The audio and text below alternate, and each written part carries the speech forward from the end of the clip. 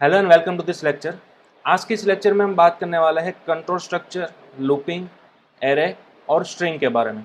ठीक है, previous lecture में हमने देखा था सी प्लस प्लस की बेसिक हिस्ट्री क्या थी, डिफरेंस क्या क्या था सी लैंग्वेज और सी प्लस प्लस इन दोनों के बीच में। ठीक है, हमने सी आउट और सी इन को कंपेयर किया था प्रिंटफ और स्कैनफ के साथ। उसके बाद सी आउट और सी इन क्या थे वो भी हमने देखा। सी आउट जो था वो हमारा कोई भी एक स्टेटमेंट होता है, कोई भी मैसेज होता है, उसको प्रिंट करने के लिए काम आता है, जबकि सी इन जो है वो यूजर के थ्रू इनपुट लेने के लिए काम आता है। राइट, मैंने प्रीवियस लेक्चर में आपको बताया था कि ऑलमोस्ट सी की सभी सिंटैक्स सी प्लस प्लस के अंदर अवेलेबल है। ठीक है, कंपेटिबल है, क्योंकि सी प्लस प्लस क्या है, ऑलमोस्ट सी लैंग्वेज ही है, जस्ट नया कंसेप्ट ऐड हुआ है, वो हम फ्यूचर सेशन के अंदर पढ़ने वाले हैं। ठीक है, आज हम देखने वाले हैं कंट्रोल स्ट्रक्चर, लूपिंग। ठीक है, उसके साथ साथ देखेंगे एरे और स्ट्रिंग। ये सभी टॉपिक जो है वो सी लैंग्वेज में हम जो पढ़ चुके थे वही सिंटेक्स के आर है। ठीक है, सेम टू सेम उसी सिंटेक्स पर बेस्ड है। कंट्रोल स्ट्रक्चर जो हमने देखा था, ठीक है, जिसके अंदर कई सारे टाइप्स आते थे, इफ है, इफ एल्स, नेस्टेड, फिर लैडर, ठीक है, स्विच केस था, टर्नरी था, वो सेम टू सेम जो हम सी लैंग्वेज के अंदर सिंटेक्स पढ़ चुके हैं वही सिंटेक्स यहाँ पर है। No change, 100% same to same वही लॉजिक है, वही सिंटेक्स है। ठीक है, कोई चेंज नहीं है। उसी तरह से लूप भी हम पढ़ चुके थे। ठीक है, 3 टाइप के लूप हम पढ़ चुके थे, फॉर लूप, वाइल लूप और डू वाइल लूप। तो उसकी सिंटेक्स में भी same to same, no difference. Okay, उसी तरह से एरे और स्ट्रिंग, ये सभी टॉपिक जो है वो जैसे ही हमने सी लैंग्वेज में पढ़े थे सेम टू सेम वही कंसेप्ट यहाँ पर है, उसी सिंटेक्स के साथ, नो चेंज। जस्ट फिलहाल आपको क्या यूज करना है, नया वाला सी आउट और सी इन। ठीक है, एज कंपेयर टू प्रिंटफ और स्कैनफ। ओके, तो सबसे पहले मैं आपको एक फिगर बता रहा हूँ, डायग्राम बता रहा हूँ, जिसके अंदर आपको कंट्रोल स्ट्रक्चर के सभी टाइप्स देखने को मिल जाएंगे। चलिए, इसका सबसे पहले तो आप स्क्रीनशॉट ले लो, नोट डाउन कर लो। ठीक है, हम इसको कंट्रोल स्ट्रक्चर बोलते थे, जिसको हम डिसीजन मेकिंग स्ट्रक्चर भी बोल सकते हैं, जिसके अंदर मेन 2 कैटेगरीज आती थी। इफ एल्स वाले टोटल 4 स्ट्रक्चर्स है हमारे पास, उसके बाद एक हमारे पास था स्विच केस। ठीक है, तो यहाँ पर आप सभी सिंटेक्स को भी देख सकते हो, किस तरह से इफ को बनाया जा सकता है, इफ एल्स को बनाया जा सकता है। राइट, अगर इफ की कंडीशन यहाँ पर ट्रू होती थी तो हम इफ के पार्ट वाला एग्जीक्यूट करते थे, बॉडी पार्ट। अदरवाइज अगर ये कंडीशन फॉल्स होती थी तो एल्स वाला पार्ट हमारा एग्जीक्यूट होता था। राइट, ठीक उसी तरह से यहाँ पर है ladder if else. Ladder if else यानी कि एल्स इफ वाला पार्ट। ये एल्स इफ वाला पार्ट जितने मर्जी चाहो उतने आप लगा सकते हो, जितनी आपकी कंडीशन उतने ही आप एल्स इफ वाले पार्ट लगा सकते हो। ओके, उसी तरह से है नेस्टेड इफ एल्स, तो यह भी हमने पढ़ चुका था। ठीक है, नेस्टेड इफ एल्स यानी कि क्या, सिंपल कोई एक इफ कंडीशन है, उसके अंदर एक और इफ कंडीशन या फिर एक और इफ एल्स की पेयर। राइट, यहाँ पर इफ कंडीशन जो है हमारी मेन आउटर इफ, उसके अंदर सिर्फ इफ एल्स ही आता हो वो ज़रूरी नहीं है। यहाँ पर लैडर भी आ सकता है, यहाँ पर नेस्टेड भी आ सकता है, और सेम एल्स के अंदर भी हो सकता है। ठीक है, एक के अंदर दूसरा इफ एल्स, दूसरे के अंदर तीसरा, ऐसे नेस्टेड आप बना सकते हो। ओके, और उसी तरह से आता है स्विच केस हमारा, जिसके अंदर ओनली एंड ओनली कंपेरिजन ही होता था। ठीक है, जिसकी भी वैल्यू हम कंपेयर कराना चाहते थे डिफरेंट वैल्यूज के साथ, वो वेरिएबल हम यहाँ पर पुटअप कर देते थे। राइट, स्विच के अंदर, और जिस किसी भी वैल्यू के साथ आप कंपेयर कराना चाहते थे उसको आप कैश के अंदर यहाँ पर लिख देते थे। राइट, ओके, तो ये था हमारा डिसीजन मेकिंग, जिसको बोलते हैं हम कंट्रोल स्ट्रक्चर। ओके, सी लैंग्वेज के अंदर जो हम पढ़ चुके थे वैसा ही सेम टू सेम आपको यहाँ पर देखने को मिलेगा सी प्लस प्लस के अंदर, नो चेंज।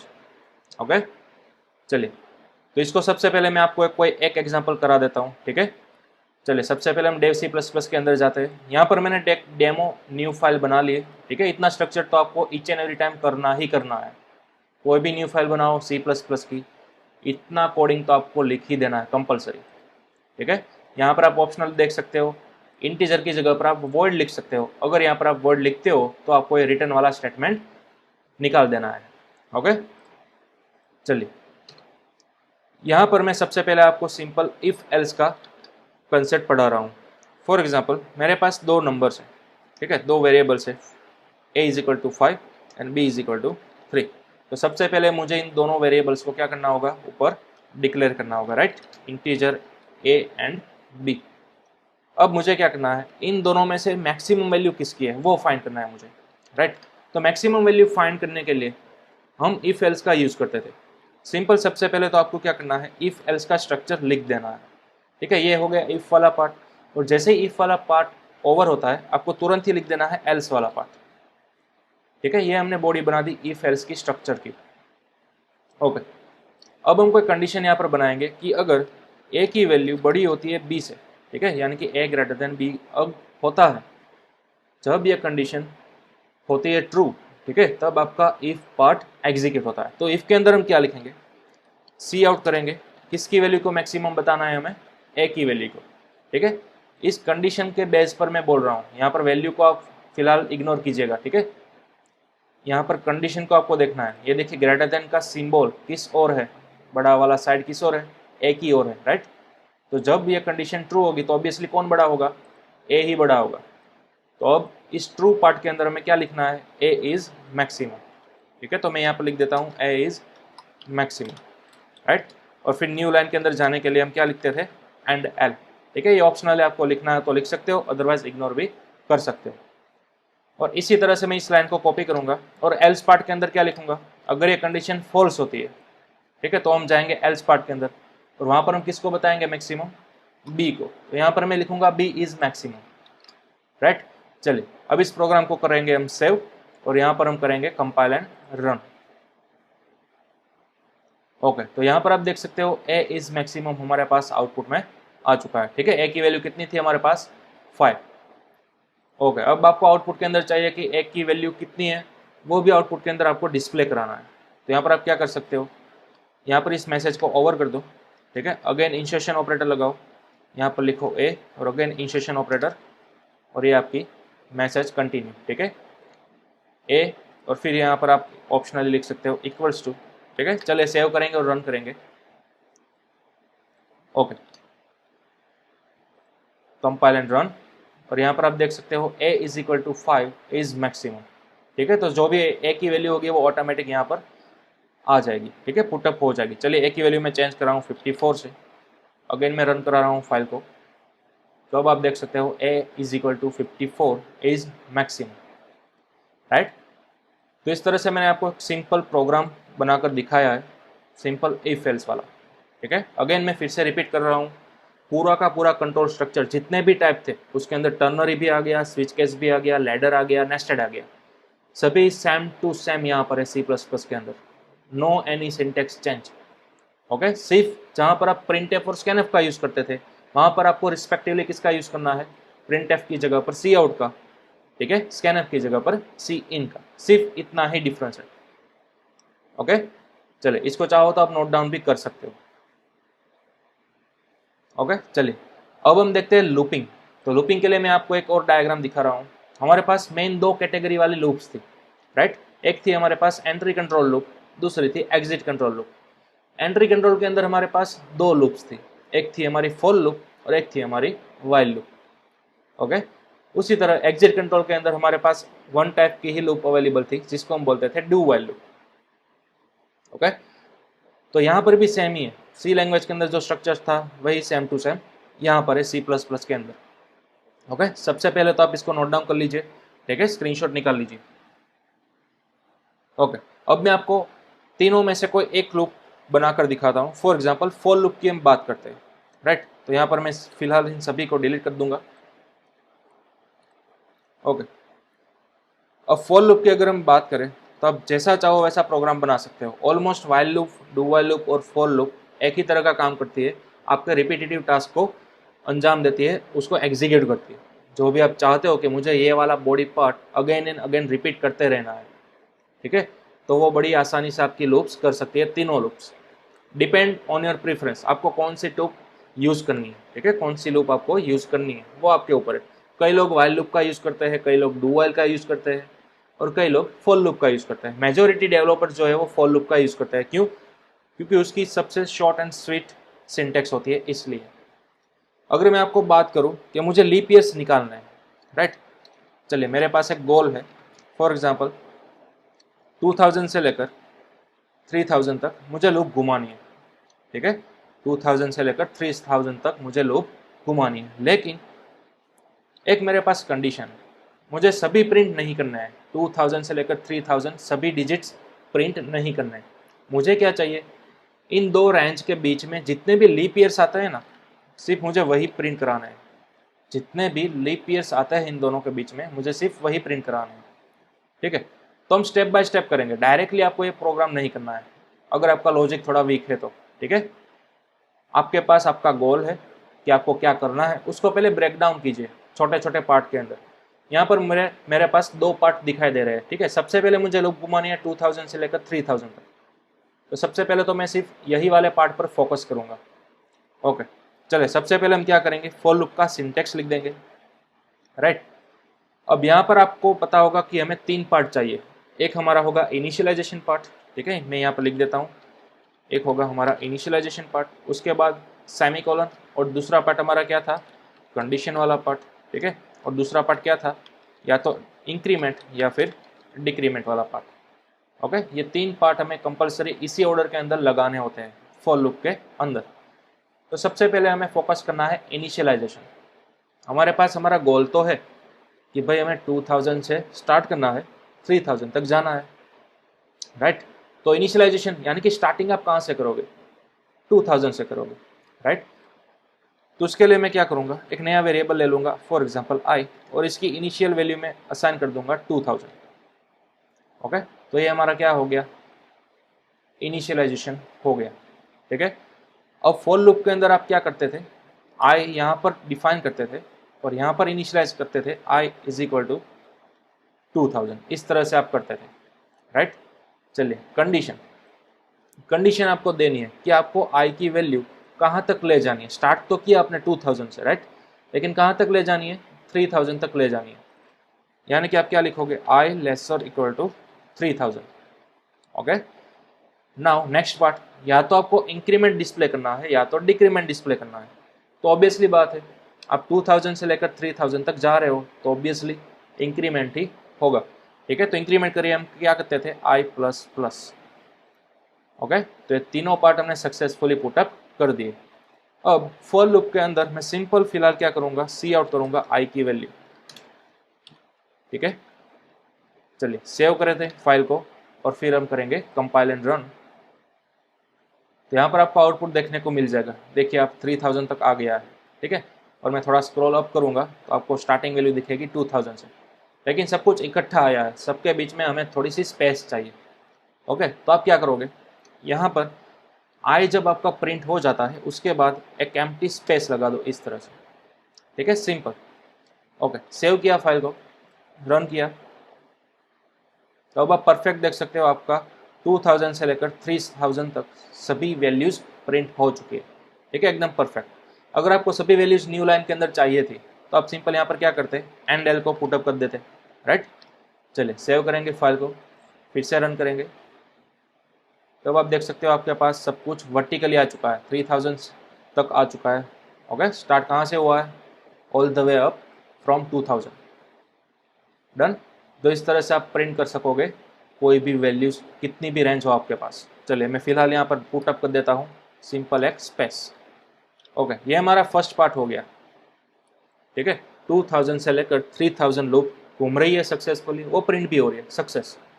ओके, नाउ दूसरा पार्ट हमारा क्या था, हमें कंडीशन लगानी है कि मुझे सभी वैल्यू प्रिंट नहीं करनी है, मुझे इन दोनों के बीच में जितनी भी लीप ईयर्स आते हैं सिर्फ वही ईयर्स को ही प्रिंट करना है, सभी आई को प्रिंट नहीं करना है।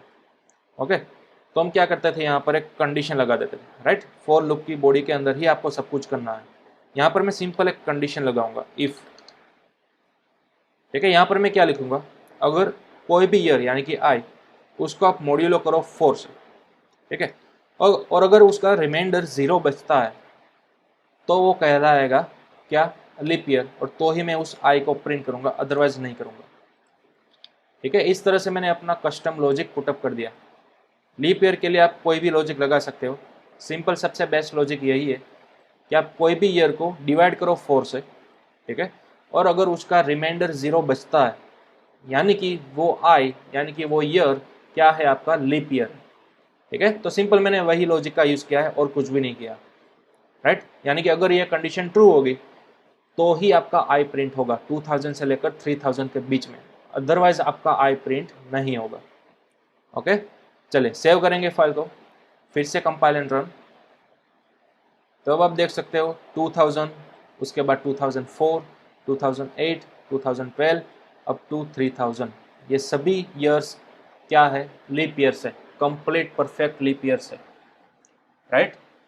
तो इस तरह से हमने सक्सेसफुल हमारा प्रोग्राम कर लिया स्टेप बाय स्टेप। इसी तरह से आपको कोई भी प्रोग्राम मिले तो इसी तरह से करना है, इसी अप्रोच से करना है। सबसे पहले आप अपने डेफिनेशन को समझो, ठीक है, उसको डिवाइड करो छोटे छोटे पार्ट के अंदर। अगर बहुत ही बड़ा प्रोग्राम है आपका डेफिनेशन, आप उसको कई सारे छोटे मोटे पार्ट्स के अंदर डिवाइड करते जाओ और स्टेप बाय स्टेप सोल्व करते जाओ, ठीक है। हमारे केस में हमने क्या किया था, सबसे पहले लूप घुमाई इजीली 2000 से लेकर 3000 तक, राइट। सबसे पहले वो वेरीफाई हो गया, हो रहा है प्रिंट या नहीं हो रहा है। उसके बाद हमने दूसरे पार्ट को एग्जीक्यूट किया लीप ईयर्स फाइंड करने के लिए, अपना कस्टम सिंपल लॉजिक लगाए, राइट। तो इस तरह से हमें सेम प्रोग्राम करना है जैसा कि हम सी लैंग्वेज में करते थे। यहाँ पर आप देख सकते हो कंप्लीटली वही सिंटैक्स है जो कि हम ऑलरेडी सी लैंग्वेज से फैमिलियर हो चुके हैं, राइट।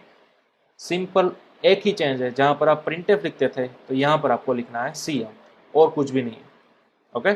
चलिए इसका भी आप स्क्रीनशॉट ले सकते हो। ये मैंने आपको बताया फॉर लूप के अंदर, आप यहाँ पर फॉर लूप के बजाय वाइल लूप या फिर डू वाइल लूप भी अप्लाई कर सकते हो, ओके। चलिए ये था हमारा लूपिंग, ओके। तीन तरह की लूप होती है, सभी को बताया, आपको परफॉर्म करना है, ठीक है। तीनों लूप के अंदर मैंने ये जो प्रोग्राम दिया है वो भी आप परफॉर्म कर सकते हो, या फिर आप कोई और प्रोग्राम भी परफॉर्म कर सकते हो जो कि लूप से रिलेटेड हो सकते हैं, ओके। चलिए अब हम आगे बढ़ेंगे एरे की तरफ, ठीक है। नेक्स्ट टॉपिक है हमारा एरे। तो एरे हम सभी को मालूम है क्या होता है, कलेक्शन ऑफ वैल्यूज, राइट। लेकिन ये सभी वैल्यूज क्या होती है, सेम डेटा टाइप्स वैल्यूज वाली, ठीक है, सेम डेटा टाइप्स वैल्यूज। यही तो एक कंडीशन थी, एरे यानी कि कलेक्शन ऑफ वैल्यू तो होता है, लेकिन वो सभी वैल्यूज कैसी होनी चाहिए, सेम डेटा टाइप वाली होनी चाहिए।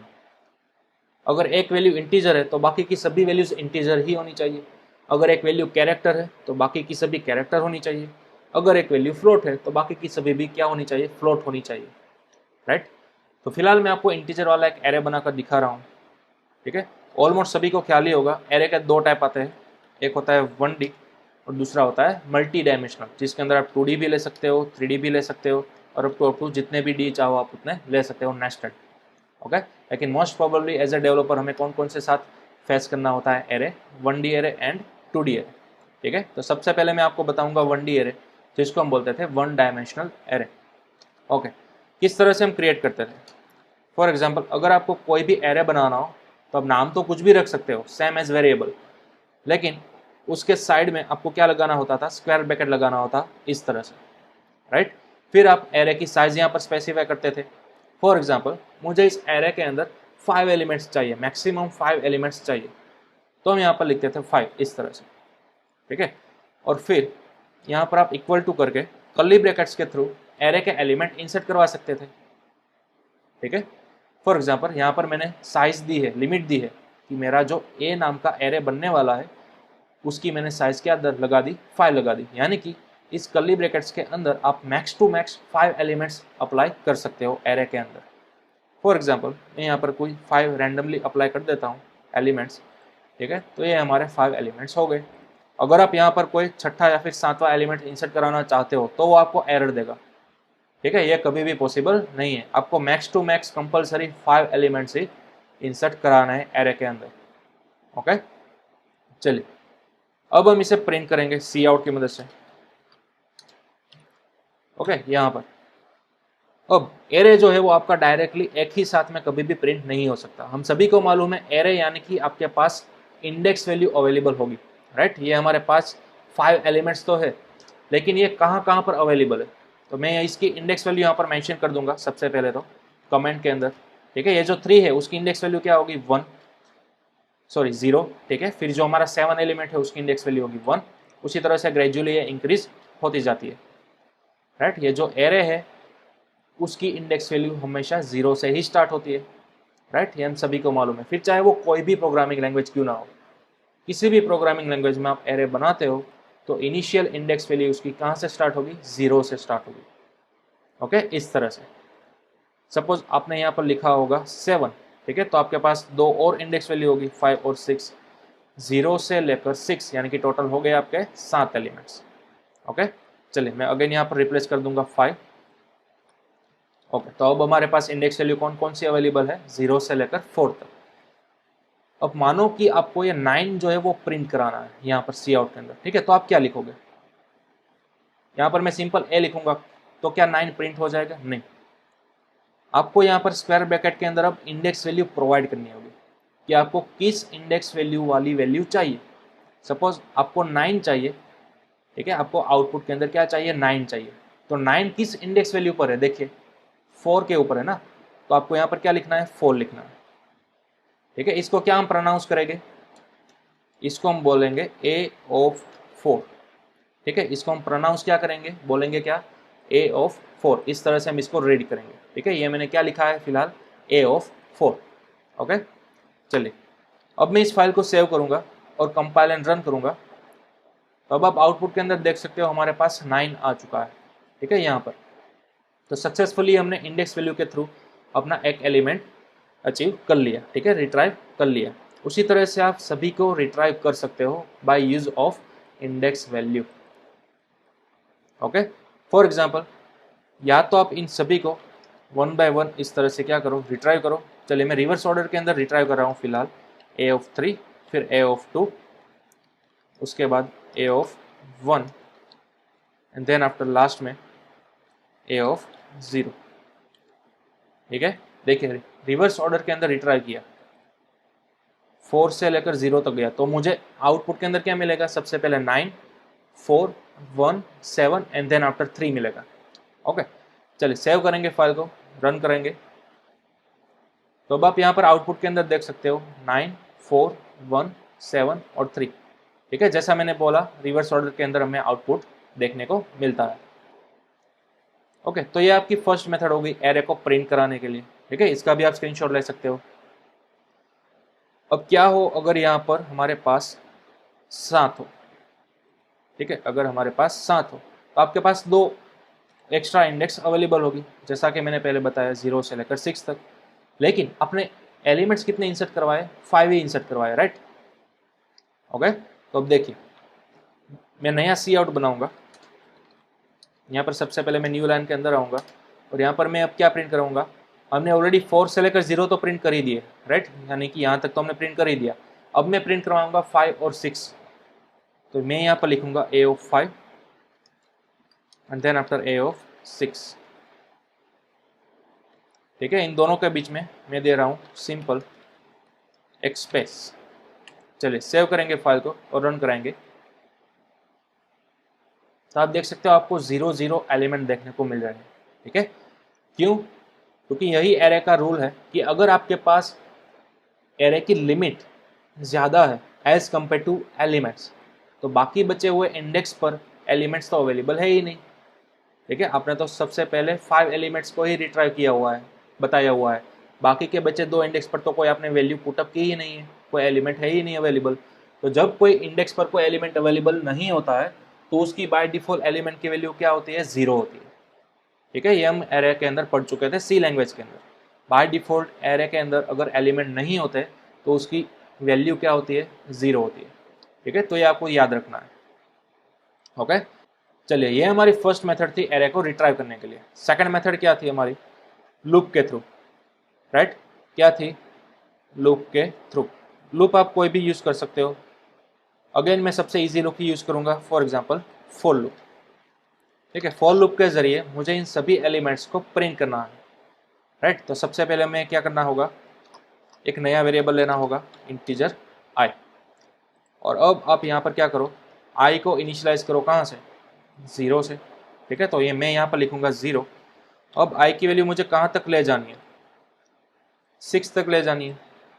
तो i lesser equal to 6 and then after i plus plus. ठीक है, इस तरह से हमने क्या किया, रेंज बना दी कि 0 से लेकर 6 इंडेक्स तक मुझे लूप को घुमाना है, और उन सभी इंडेक्स वैल्यू पर जो एलिमेंट्स है उस एलिमेंट्स को भी मुझे साथ ही साथ प्रिंट करना है। तो मैं यहाँ पर यूज़ करूँगा सी आउट ए ऑफ आई। ठीक है, चले सभी के बीच में मैं छोड़ देता हूँ एक स्पेस। चले सेव करेंगे फाइल को और रन करेंगे।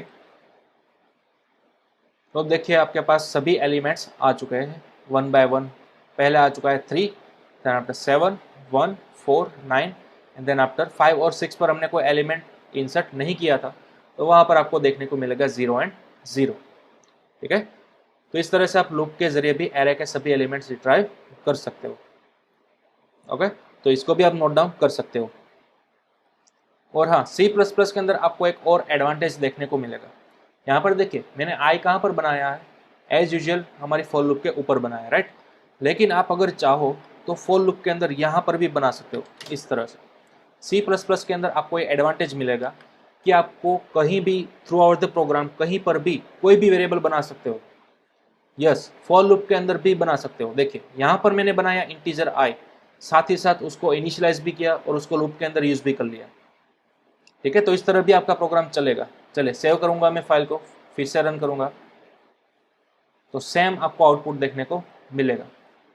ठीक है, तो C++ के अंदर एक एडवांटेज ये भी है कि आप वेरिएबल्स जहां भी चाहो वहां पर बना सकते हो। लेकिन अगर कोई लूप के अंदर बनाते हो तो उसका मीनिंग क्या होगा। फॉर एग्जाम्पल यहाँ पर हमने इंटीजर आई लूप के अंदर बनाया है, तो ये इंटीजर आई जो है ना वो लूप के बॉडी के अंदर ही चलेगा। उसके बाहर आई का मीनिंग क्या है वो आपके प्रोग्राम को पता नहीं चलेगा। इस लूप के बाहर आप आई को एक्सेस नहीं कर सकते किसी भी तरह से। ठीक है, इस लूप के बाहर आई बना ही नहीं है, उसका अस्तित्व ही नहीं, एग्जिस्टेंस ही नहीं है। ठीक है, तो ये बात भी आप खास ध्यान में रखिएगा। इंटीजर आई जो आप बनाते हो किसी लूप के अंदर, कोई फंक्शन के अंदर, कहीं पर भी, तो वो उसी लोकल एरिया के अंदर ही चलेगा, बाहर नहीं चलेगा। ठीक है, तो ये भी आपको ध्यान में रखना है। ओके, तो ये था हमारा 1D एरे। ठीक उसी तरह से आप 2D एरे भी बना सकते हो, राइट। चलिए 2D एरे का सिंपल मैं आपको सिंटेक्स बता देता हूँ। 2D एरे हम कुछ इस तरह से बनाते थे। ठीक है, यहाँ पर हम देते थे रो की वैल्यू, फॉर एग्जाम्पल 3, और यहाँ पर हम देते थे कॉलम की वैल्यू। फॉर एग्जाम्पल अगर आपको 3x3 का मैट्रिक्स बनाना है तो रो की वैल्यू यहाँ पर 3 आएगी और दूसरी यहाँ पर कॉलम की वैल्यू भी 3 आएगी। ठीक है, और यहाँ पर हम क्या बनाते थे, 3 पेयर बनाते थे, राइट। चलिए सबसे पहली पेयर यानी कि फर्स्ट रो हमारी, ठीक है, उसके बाद आपकी आती है सेकंड रो। ओके, और उसके बाद आती है आपकी थर्ड रो। ठीक है, तो इस तरह से मैंने 3 कर्ली ब्रैकेट्स वाली पेयर बना लिए। चलिए यहाँ पर मैं कोई डमी एलिमेंट्स प्रिंट कराऊंगा, इंसर्ट करवा रहा हूँ फिलहाल 2, 8, 9 और यहाँ पर 4, 2, 1। ठीक है, तो ये हमारा क्या बन गया, 2D एरे बन गया। अब आपको इसके अंदर लूप घुमानी तो आती है। ठीक है, नेस्टेड फॉर लूप घुमा दो, 1 बाय 1 सभी वेरिएबल्स को क्या कर लो, रिट्राई कर लो। ओके, चले मैं एक बार फिर से ये आपको बताकर दिखा रहा हूँ नेस्टेड फॉर लूप। सभी को आई थिंक मालूम ही होगा 2D एरे को प्रिंट करने के लिए हमें क्या चाहिए, नेस्टेड फॉर लूप चाहिए। ठीक है, ये जो आउटर लूप होती है वो हमेशा किसके लिए घूमती है, रो के लिए घूमती है। ये जो आपकी हॉरिजॉन्टल पेयर बनाई है ना उसको बोलते हैं रो। ठीक है, तो उस रो के अंदर लूपिंग करने के लिए आपको चाहिए होगी आउटर लूप, और ये जो आपकी इनर लूप है वो किसके लिए घूमेगी, वो स्पेसिफिक एलिमेंट या फिर कॉलम के लिए घूमेगी। ठीक है, 1 बाय 1 सभी कॉलम के लिए आपकी इनर लूप घूमती है। चले तो रो एंड कॉलम ये दो के लिए मैं एक नए वेरिएबल बना रहा हूँ, फॉर एग्जाम्पल आई और जे। ठीक है, आई मैंने किसके लिए बनाया, रो के लिए बनाया। जे मैंने किस लिए बनाया, कॉलम के लिए बनाया, 1 बाय 1। ओके, चलिए अब यहाँ पर आई को हमें यूज करना है आउटर लूप के अंदर और जे को यूज करना है कॉलम वाली इनर लूप के अंदर, राइट। चलिए सबसे पहले बात कर लेते हैं आउटर लूप की। आउटर लूप जो कि हमारी घूमती है ओनली एंड ओनली रो के लिए। तो आपकी रो कितनी है, 3 है, राइट। अब रो की इंडेक्स वैल्यू क्या होगी, अब देखिए ये जो हमारा मेन कर्ली ब्रैकेट है ना वो किसका है, हमारा मेन 2D एरे का है, राइट। अब 2D एरे के अंदर हमें फिलहाल कितने एलिमेंट्स देखने को मिल रहे हैं, मेन एलिमेंट की बात कर रहा हूँ, 3 एलिमेंट है। देखिए ये फर्स्ट एलिमेंट, फिर यहाँ पर आपको कोमा दिख रहा है, फिर ये आपका सेकंड एलिमेंट, फिर कोमा करके आपका लास्ट थर्ड एलिमेंट। तो आपके टोटल 3 एलिमेंट है अगर हम मेन 2D एरे की बात कर रहे हैं तो, राइट। तो किसी भी एरे का एलिमेंट हो उसकी इंडेक्स वैल्यू कहाँ से स्टार्ट होती है, 0 से, राइट।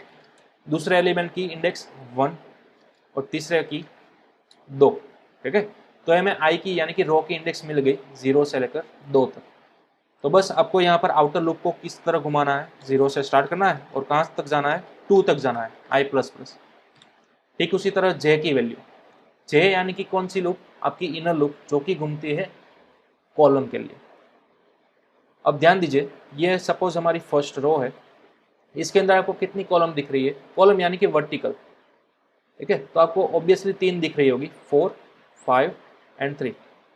तो अब गौर कीजिए इस पर्टिकुलर रो के अंदर, इस पर्टिकुलर रो के अंदर कितने एलिमेंट है, 3 एलिमेंट है ना, और ये भी वन टाइप ऑफ क्या है, 1D एरे, राइट। सिर्फ इस एलिमेंट की बात कर रहा हूँ, सिर्फ इस रो की बात कर रहा हूँ।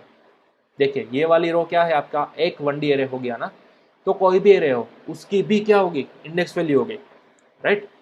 तो यहाँ पर इसकी इंडेक्स वैल्यू होगी 0, 1 एंड देन आफ्टर 2, ठीक है। तो कॉलम की वैल्यू भी क्या है, 0 से लेकर 2 तक है।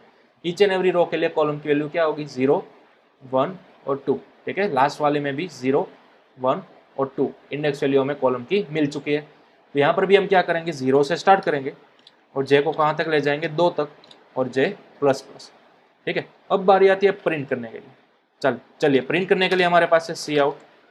यहाँ पर हम लिखेंगे 2D एरे सबसे पहले तो, ठीक है। उसके बाद हम लिख देंगे फॉर एग्जाम्पल कोई स्पेस, ओके। चलिए अब यहाँ पर बात आती है सबसे पहले तो रो की वैल्यू। अब देखिए रो की वैल्यू रिप्रेजेंट कौन कर रहा है, आउटर लूप के अंदर मौजूद आई, राइट। आई को हमने किसके लिए लिया था, रो के लिए, रो को रिप्रेजेंट करने के लिए। तो हम यहाँ पर लिखेंगे आई। अब ये दूसरी वैल्यू हमें किसकी प्रोवाइड करनी होती है, कॉलम के लिए। तो कॉलम के लिए हमने रिप्रेजेंट किया था जे को, तो ऑब्वियसली हम यहाँ पर पुटअप कर देंगे जे को, ठीक है। चलिए सेव करेंगे इसको और फाइल को करेंगे कंपाइल एंड रन। तो अब आपको आउटपुट देखने को मिल जाएगा। देखिए 1 बाय 1 4 3 4 5 3 ये आपकी फर्स्ट रो, सेकंड है आपकी 2 8 9 एंड देन आपका थर्ड है आपकी 4 2 1, ठीक है। तो सभी 9 एलिमेंट्स आपको देखने को मिल चुके हैं, ओके। अगर आपको न्यू लाइन के अंदर चाहिए तो आप क्या कर सकते हो, ये आपकी इनर लूप जब भी एंड होती है तब आपको सी आउट करना है न्यू लाइन यानी कि एंडर, ठीक है। सिंपल इतनी सी। चलिए सेव करेंगे फाइल को, फिर से कंपाइल एंड रन। तो अब आपको परफेक्ट 2D शेप के अंदर, ठीक है, 2D जो आपका मैट्रिक्स होता है उस शेप के अंदर कंप्लीटली देखने को मिल जाएगा, ओके। तो इस तरह से आप 2D एरे को बना सकते हो और प्रिंट भी करा सकते हो नेस्टेड फॉर लूप की मदद से, ओके। चलिए इसको भी आप नोट डाउन कर सकते हो। आप देख ही सकते हो same to same C language के अंदर जैसा हम करते थे सेम वही सिंटेक्स है, ठीक है, नो एनी चेंजेस, ओके। तो ये था आपका 2D एरे, ओके। अब चलिए हम बात करते हैं हमारे आज के लास्ट टॉपिक की, जिसका नाम है स्ट्रिंग, ओके। तो स्ट्रिंग भी आपको मालूम है ये भी एरे की तरह ही है, वन टाइप ऑफ, ठीक है। इसको भी क्या बोलते हैं, कलेक्शन ऑफ वैल्यूज। लेकिन यहाँ पर सिर्फ एक ही कंडीशन थी कि all values must be a character, ठीक है। सभी वैल्यूज क्या होनी चाहिए, कैरेक्टर डेटा टाइप वाली होनी चाहिए, उसी को बोलते थे आप स्ट्रिंग। फॉर एग्जाम्पल हम किस तरह से बनाते थे, कोई किसी एक पर्सन का मुझे नाम सेव करना है तो मैं कोई वेरिएबल बनाऊंगा, फॉर एग्जाम्पल नेम, ठीक है, कैरेक्टर डेटा टाइप वाला। तो क्या इसके अंदर मैं इस तरह से सेव कर सकूंगा क्या, नहीं, किसी का नेम फॉर एग्जाम्पल रेड, नहीं ना, ठीक है। इस तरह से सेव करने के लिए आपको क्या करना पड़ता था, यहाँ पर आपको एरे लेना पड़ता था, ठीक है। तो अब जाकर आपकी स्ट्रिंग परफेक्ट बन चुकी है। अगेन स्ट्रिंग बनाने के लिए आपको क्या यूज करना है, डबल कोटेशन मार्क यूज करना है, राइट। अब चाहो तो यहाँ पर ऑप्शनल क्या दे सकते हो, लिमिट भी दे सकते हो। अब आपको अगर इसको प्रिंट कराना है, ठीक है, तो आप क्या यूज करोगे, सिंपल सी आउट और सिंपल यहाँ पर लिख दो नेम, दैट्स ऑल। चलिए सेव करते हैं और यहाँ पर फिर से मैं कर रहा हूँ रन, ठीक है। तो अब आपको परफेक्टली देखने को मिल जाएगा रेड, ओके। चलिए अब क्या हो, मुझे यहाँ पर इस तरह से वैल्यू पुटअप नहीं करनी है बल्कि यूज़र के थ्रू लेनी है। तो आप ऑब्वियसली यहाँ पर क्या लगा सकते हो, सी इन नेम, ठीक है। यहाँ पर मैं सबसे पहले ऊपर मैसेज प्रिंट करा देता हूँ यूज़र को, for example enter your name, इस तरह से, ठीक है। अब देखिए दिक्कत क्या थी, जब भी हम कोई एरे बना देते फिर वो इंटीजर हो या फिर इस तरह से कैरेक्टर स्ट्रिंग हो, तो यहाँ पर अगर आप डायरेक्टली वैल्यू पास नहीं कर रहे हो तो आप इस ब्रैकेट्स को एम्प्टी नहीं छोड़ सकते, आपको यहाँ पर कंपलसरी लिमिट देनी ही देनी है, राइट। तो फॉर एग्जाम्पल आप यहाँ पर कितनी भी लिमिट दे सकते हो। मैं ऐसा बोल रहा हूँ कि मैक्सिमम कोई भी पर्सन हो उसका नाम 30 कैरेक्टर ही होना चाहिए, उससे ज़्यादा बड़ा नाम किसी का लेंथी नेम नहीं हो सकता, ठीक है। तो मैंने यहाँ पर लिमिट दे दी, स्पेसिफाई कर दिया कि यूज़र के थ्रू आप जो नाम मंगा रहे हो, रिट्राइव कर रहे हो, वो आपकी कितनी वैल्यू होगी, मैक्सिमम 30 कैरेक्टर ही सीमित होगा, राइट। चलिए अब मैं इस फाइल को करूँगा सेव और फिर मैं करूँगा यहाँ पर रन, ओके। तो अब यहाँ पर आपको देखने को मिल रहा है enter your name, for example मैं यहाँ पर लिख रहा हूँ वाइट, जैसे ही एंटर प्रेस करूँगा आपको देखने को भी मिल जाएगा, प्रिंट हो जाएगा वाई। ओके, अब चलिए कई लोगों को ऐसा सवाल आएगा, ऐसा क्वेश्चन आएगा कि सर क्या हो अगर मुझे स्पेस वाला इनपुट लेना है तो। चलिए, तो यहाँ पर हम फिलहाल मैंने सी इन ही लिखा हुआ है, ट्राई करते हैं, रन करेंगे फाइल को। फॉर एग्जाम्पल मैं यहाँ पर लिखूंगा रेड एंड वाइट, इस तरह से मैंने थोड़ा लेंथी नेम ले लिया जिसके अंदर 2 स्पेस आ रही है, देखिए ठीक है, एंड के आगे और एंड के पीछे। अब क्या मैं यहाँ पर एंटर प्रेस करूंगा तो ये क्या पूरा का पूरा नाम मेरा नेम के अंदर चला जाएगा और क्या वो प्रिंट हो जाएगा? चलिए देखते हैं। देखिए ये नहीं हो रहा है, ठीक है। सेम जैसा कि हमने सी लैंग्वेज में देखा था, स्कैनएफ के साथ ऐसा ही होता था। स्कैनएफ आपका यूजर के थ्रू इनपुट तो लेता था, लेकिन जब भी आप स्पेस प्रेस करते थे, राइट, आपके स्ट्रिंग के अंदर स्पेस आती थी तो इसके पीछे वाला कोई भी इनपुट वो रिट्राइव नहीं कर सकता था। तो यही सेम सिनारियो आपका हो रहा है सी इन के साथ। कहाँ हो रहा है? सी इन के साथ। तो वहां पर आपके पास एक अल्टरनेटिव ऑप्शन था गेट एस फंक्शन, ठीक है। तो यहाँ पर भी हमें वही फंक्शन यूज करना है। कौन सा function? Gets. Okay, gets यानी कि गेट स्ट्रिंग। यूजर के थ्रू आप स्ट्रिंग लेना चाहते हो और किस वेरिएबल के अंदर पुटअप करना चाहते हो आप? नेम के अंदर, राइट। तो यहाँ पर आपको लिख देना है नेम, ठीक है। सिंपल यही वाली सिंटेक्स थी। ओके, अब ध्यान रखिएगा गेट एस जो फंक्शन है वो किस लाइब्रेरी फाइल में से आ रहा है? वो आ रहा है standard input output header file में से आ रहा है। तो आपको फिर से यहाँ पर वो वाली फाइल लगानी होगी, ठीक है। कौन सी फाइल? studio.h, जो कि हम सी लैंग्वेज के अंदर लगाया करते थे, stdio.h, ठीक है। इस वाली फाइल के अंदर ही आपका printf होता है, scanf होता है, getS होता है, putS होता है, ठीक है। कई सारे फंक्शन इस फाइल के अंदर होते हैं। तो getS फंक्शन को यूज़ करने के लिए आपको ये वाली फाइल भी C++ के अंदर अप्लाई करनी होगी। चलिए, अब मैं फाइल को करूँगा सेव और यहाँ पर करूँगा कंपाइल एंड रन। ओके, तो अब आप यहाँ पर देख सकते हो एंटर योर नेम। चलिए मैं फिर से वही वाला नाम दोहरा रहा हूँ, red and white. Enter press करूँगा तो अब आपको पूरा का पूरा नाम देखने को मिल जाएगा, ठीक है। तो इस तरह से हमने देखा गेटएस को किस तरह से रिट्राइव किया जाता है, किस तरह से यूज़ किया जाता है, ठीक है। फॉर एग्जाम्पल अगर आप ये वाली लाइन नहीं लिखते, इंक्लूड नहीं कराते studio.h, और अगर आप रन कराने की ट्राई करते, ठीक है, तो देखिए क्या होता था, रेड एंड वाइट एंटर, तो देखिए तो भी आपका आ चुका है, ठीक है। कई एडिटर के अंदर आप यहाँ पर इंक्लूड करा सकते हो, नहीं भी कराओगे तो भी चलेगा। यहाँ पर मैंने क्यों यहाँ पर लगाया था studio.h, क्योंकि मैंने पहले टर्बो सी के अंदर टर्बो C++ जो एक एडिटर आता है, same to same Dev C++ की तरह ही होता है, लेकिन थोड़ा सा ओल्ड वर्जन होता है। इसके अंदर क्या होता था, C++ के अंदर आपको गेटएस अगर यूज़ करना होता था तो आपको कंपलसरी ये वाली लाइन लगानी होती थी studio.h, क्योंकि गेटएस इस फंक्शन के अंदर से आता है, राइट। लेकिन यहाँ पर डेव C++ आपको क्या फैसिलिटी प्रोवाइड कर रहा है, IO स्ट्रीम के अंदर से ही आप cout, गेटएस सभी वाले ऑब्जेक्ट्स और फंक्शन भी रिट्राइव कर सकते हो, ठीक है। तो फिलहाल डेव C++ के अंदर आप studio.h लिखो तो भी चलेगा, अदरवाइज नहीं लिखते हो तो भी आपका सक्सेसफुल गेटएस पुटएस जैसे फंक्शन मिल जाते हैं आपको यूज़ करने के लिए। ओके, तो चलिए फिलहाल हमें इस वर्जन के अंदर डेव C++ के अंदर इंक्लूड करने की ज़रूरत नहीं है। लेकिन अगर आप माइट भी कोई ओल्ड वर्जन वाला एडिटर या फिर इससे कोई नया वाला एडिटर यूज़ कर रहे हो जिसमें आपको सिर्फ इतना लिखने से गेटएस के अंदर एरर मिल रही है, ठीक है, तो इसलिए मेक श्योर कि आप ये फाइल इंक्लूड करा दो studio.h, ठीक है, सेफ्टी के लिए, कि आगे जाकर आपको गेटएस या फिर पुटएस के अंदर एरर ना मिले। ओके, तो इस तरह से हमने देखा स्ट्रिंग को किस तरह से रिट्राइव किया जाता है। सी इन के थ्रू भी करवा सकते हो, लेकिन उसके अंदर स्पेस वाला इनपुट नहीं चलेगा। आपको कंप्लीटली स्पेस वाला इनपुट चाहिए तो आप यहाँ पर अल्टरनेटिव क्या यूज़ कर सकोगे, गेटएस को यूज़ कर सकोगे। ओके, तो चलिए इसको भी आप नोट डाउन कर सकते हो। ओके, तो यह था हमारा आज का सेशन। देखिए फिर से हम रिवाइज कर लेते हैं वन बाय वन सभी टॉपिक। हमने क्या क्या देखा था, कंट्रोल स्ट्रक्चर, जिसके अंदर हमने कई सारे टॉपिक्स देखे थे, इफ एल्स, नेस्टेड और फिर लैडर, ठीक है। उसके बाद स्विच केस, ये सभी same to same C language के अंदर जैसा देखा था सेम सिंटेक्स यहाँ पर अवेलेबल है, ठीक है। उसके बाद हमने देखा लूप, 3 तरह की लूप होती है, for loop, while loop and do while loop. सबसे मेजोरिटी सबसे ज़्यादा कौन यूज़ करता है, डेवलपर्स फॉर लूप को ही यूज़ करते हैं, राइट। उसके बाद हमने क्या देखा, एरे, जिसके अंदर 2D एरे और 1D एरे। उसके बाद हमने देखा स्ट्रिंग। ओके, प्रीवियस लेक्चर के अंदर हमने ऑलरेडी बाकी के बचे टॉपिक्स कवर कर लिए थे। तो इस तरह से आज के लेक्चर के थ्रू हमारा चैप्टर नंबर 1 है वो कम्प्लीटली ओवर हो चुका है, राइट। अब आपको क्या करना है, नेक्स्ट लेक्चर तक आपको इन सभी टॉपिक्स की कंप्लीट प्रैक्टिस कर लेनी है। अगेन मे भी आपको कंट्रोल स्ट्रक्चर, लूपिंग, एरे और स्ट्रिंग कंप्लीटली आता हो, डजेंट मैटर, आपको फिर से अगेन सभी प्रोग्राम्स रिपीट करना है। ठीक है, आप इंटरनेट पर रेफरेंस ले सकते हो, कंट्रोल स्ट्रक्चर, लूपिंग के प्रोग्राम, एरे एंड स्ट्रिंग के प्रोग्राम्स, ऐसा सर्च करो आप गूगल पे। ठीक है, आपको कई सारे प्रोग्राम्स देखने को मिल जाएंगे, तो वहाँ पर से आप कोई भी सारे प्रोग्राम्स उठा सकते हो और अपने आप बना सकते हो C++ के अंदर। फिलहाल आपको नया सिंटेक्स क्या अप्लाई करना है, only and only cout and c. ठीक है, तो नेक्स्ट लेक्चर तक हम मिलेंगे, तब तक आपको कंप्लीट इसकी प्रैक्टिस करनी है with use of cout and cin, ताकि आपकी कंप्लीट प्रैक्टिस हो जाए C++ की नई सिंटेक्स के साथ। ओके, इन फ्यूचर सेशन के अंदर अब हम नई बात करेंगे जो कि C++ के अंदर एडवांस टॉपिक आया है।